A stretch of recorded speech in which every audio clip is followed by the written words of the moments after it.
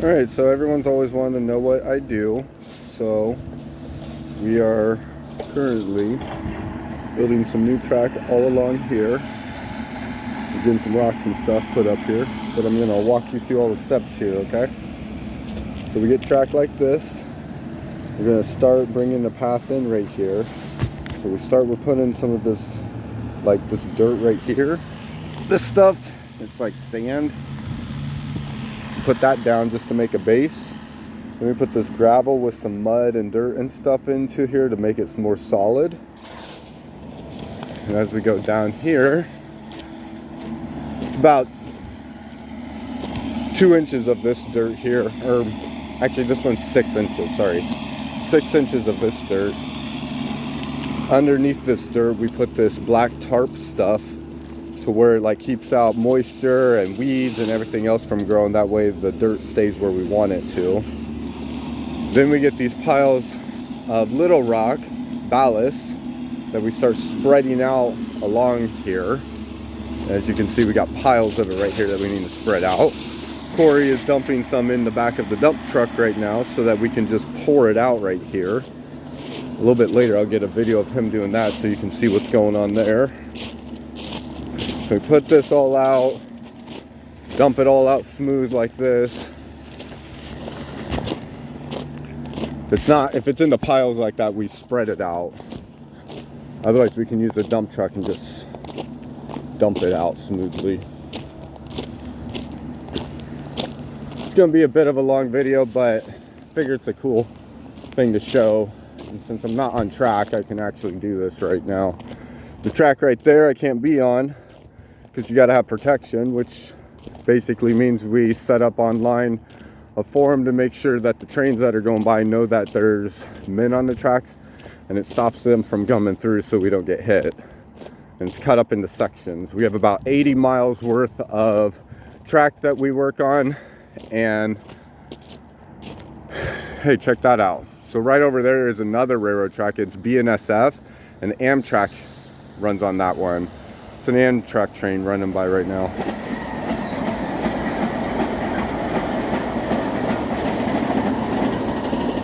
All right, let's continue our path now. So these are two different railroad tracks. This one's a smaller company than the one over there.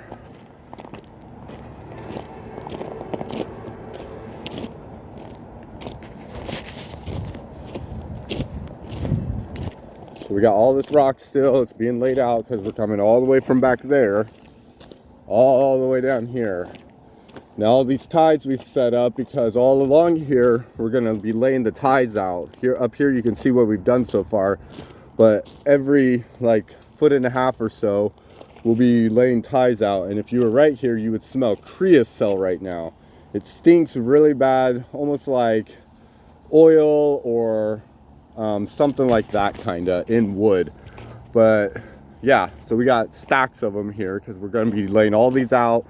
Then we're going to be pounding spikes. Our spikes and bolts come in buckets like this. They're really sharp on the sides and stuff, so you want to always have gloves on. We got washers here going on. Here's a couple bolts so I can just show you what they look like. So it's a pretty big bolt.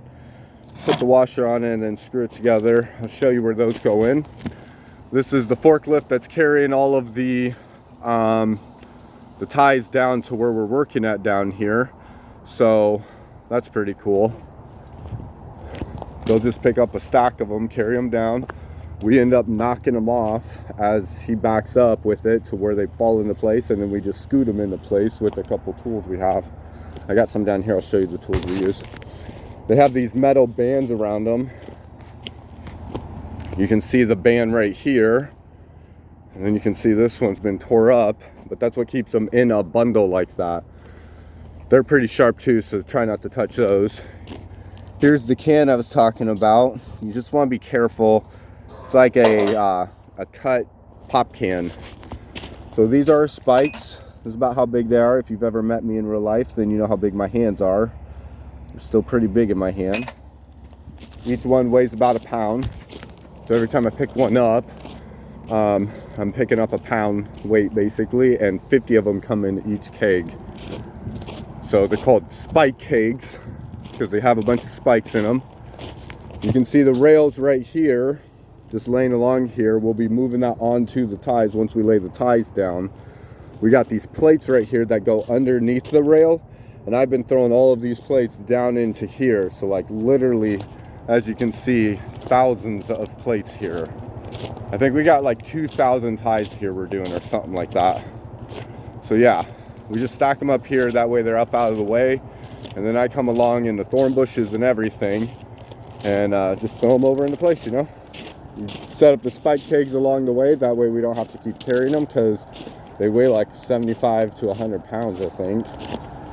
And we just pop the lid open, that way they're easy to get into. Yep. Now up here, as you can see, we still have the mud rock and then the ballast here and then the sandy stuff down there. So this is all a platform we're building. This is going to be a storage area for cars to come into.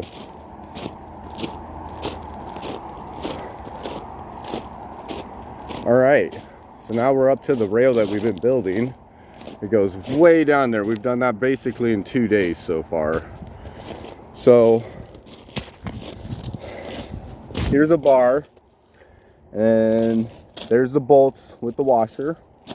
And then we have these holes in the rail that we put the bolts through, and then the bar goes on the side of the rail right here. One goes on this side, one goes on this side, and then we bolt them together, and that's what holds the rails together. I'll show you some that are put together down here.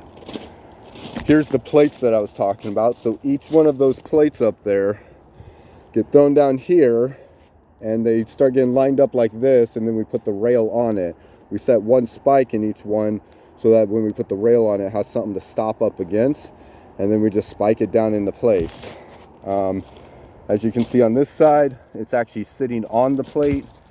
It has this little lip right here to let us know where the rail goes up to, and then the spike goes into it right there, you know. Oh, this is also the tool that we use to lift the ties up. So we use 2 hands, it closes together around the tie, and then we can move it pretty easily. It actually is pretty easy to move them.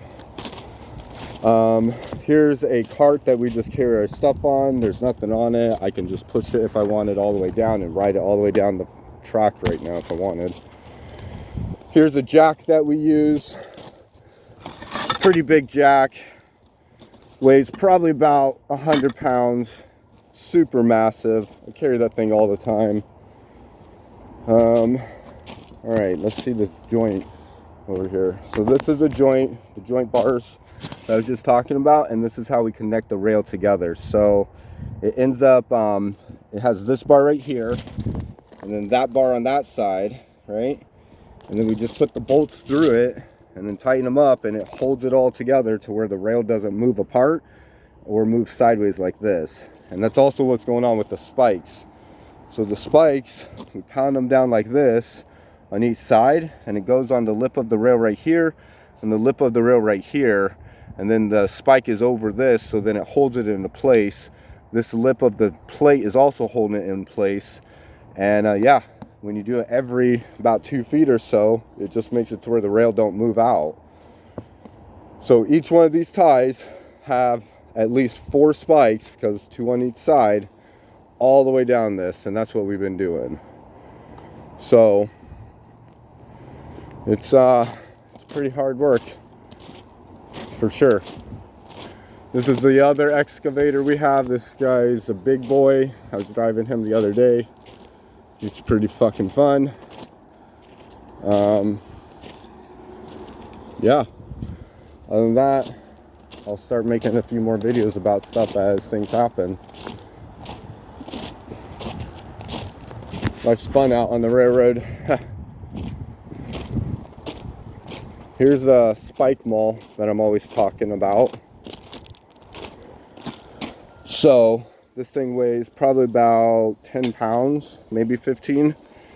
One side of it is thicker than the other. It's because when we're going down onto the spike, it needs to not hit the rail. It needs to hit just the spike, so you have to have aim. And you're swinging from this side, so a lot of times when you're swinging, you can't actually see the spike. You just do it off of feeling. But sometimes it's a narrow area that you can do it in, so then you have to even be better at the accuracy and use the thin side. That's usually with like switches and different things like that.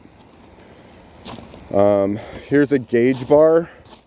So this thing tells us how wide the track has to be. We put this on here. See that end? This end goes out right here, and this end goes over here.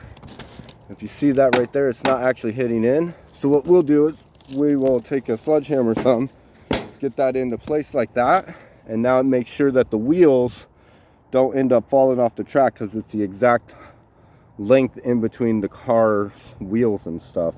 And all the trains run on the same size, so we don't have to, just because this is smaller than a train doesn't mean that it's not the same size for the wheels and stuff. So yeah, there's just a few things that we do. Here's a nipping bar. So this thing's got a little paddle thing on the end, as you can see. It's got a thing on the top that you can use. And what we do with this is we shove it underneath the tie like that, you know, and then we use it to pry it up like this, right? And when we pry it up, sorry, I'm trying to do this with one hand.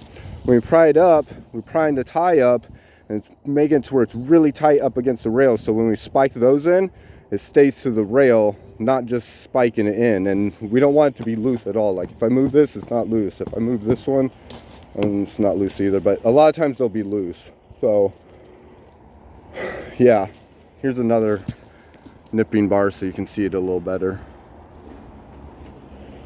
And oh, here's a claw bar.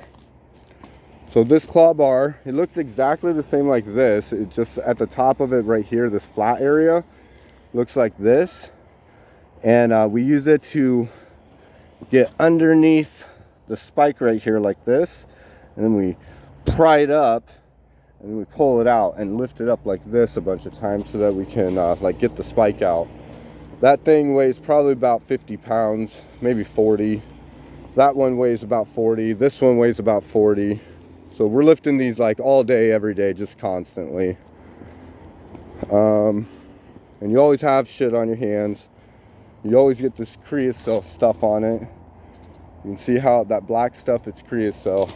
And that stuff's like, I got some on my arm the other day and like it started sweating on it and started burning the shit out of me. It sucks. So sometimes when we come out here, it'll be so hot that it starts oozing out and you'll see puddles of liquid on here. And what it is the creosote just leaking out because of how hot it is. It's not hot enough quite yet, but it will be later today. All right, and then, yeah, this pink string, I'm sure you guys have noticed. We bring this down here, string it around this thing, and then line it up. That way we know how to line up all the ties to make sure they're all lined up the right way. And we measure it off of that track over there to make sure it's the same distance all the way through. All right, I think that's all I got to say. So hope you enjoyed the video, and I gotta go back to work. Have a good day.